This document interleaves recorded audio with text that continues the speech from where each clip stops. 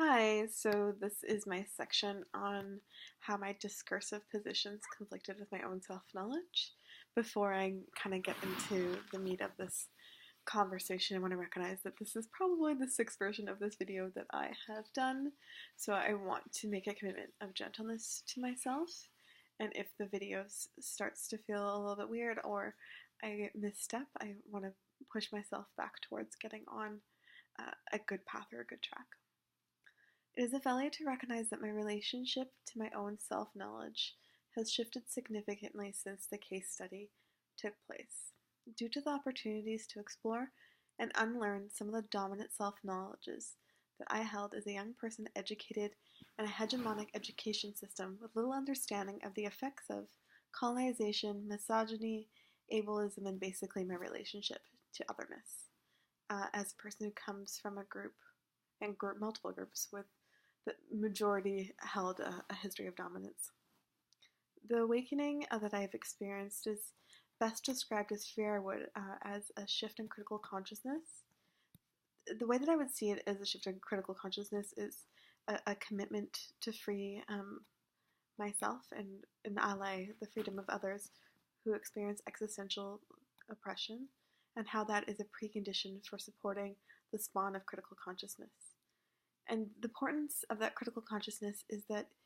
it's really important when moving towards liberation. Without the ability to hold critique and hold critique in a way that has meaning for multiple folks, in considering knowledge and power, we can't really move towards liberation. I'm going to spend a little more time below speaking to this, so that's kind of just where I would like to begin. In requiring that value is placed on the subjective, and that my relationship to power and knowledge is critiqued through that kind of subjecticated knowledges that Foucault speaks about. I see the murky waters of what's considered ethical practice and professionalism, and recognize that it's not really a black and white principle or purpose, but more of a subjugated one, and one that is reflective in nature.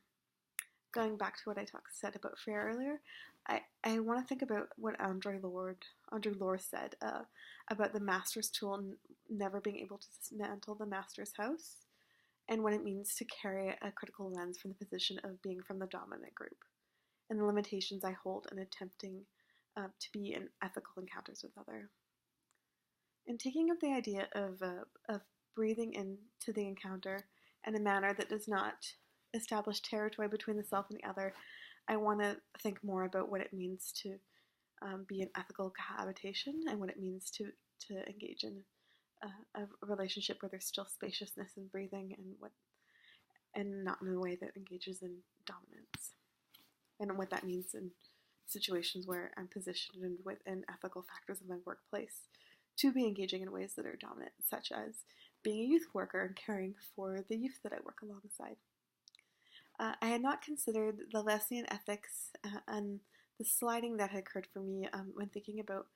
my descriptive self and my prescriptive self, and how that affects my relationship to the youth. And also thinking about the formation of myself and how I carried these dominant knowledges, and how these dominant knowledges were bound by discourses that are set in utilitarianism that allowed me to think about my relationship to the ethical questions I asked in this encounter from the position of safety and, in some ways, dominance, when I thought about if the youth had been deemed too violent in the hospital, and thinking about how that could possibly create more risk for other youth in the space, instead of taking the space and time to listen to the youth about how they should be cared for in this space and what they needed to feel safe. So kind of the privileging of the desire for safety, and the tension of who dictates and who gets to define what that safety is, and what our responsibilities are as folks that are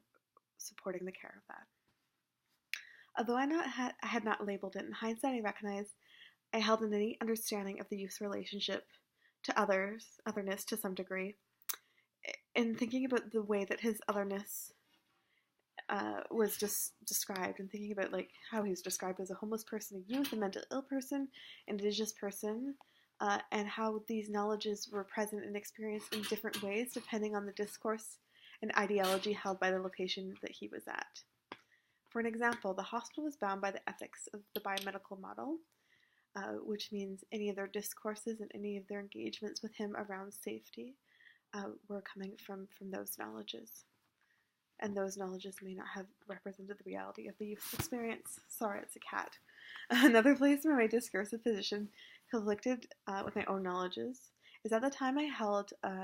ethics within the existential realm. I was really into reading existential philosophy, especially Simone de Beauvoir, which may have given us a first glance in thinking the experiences of the oppression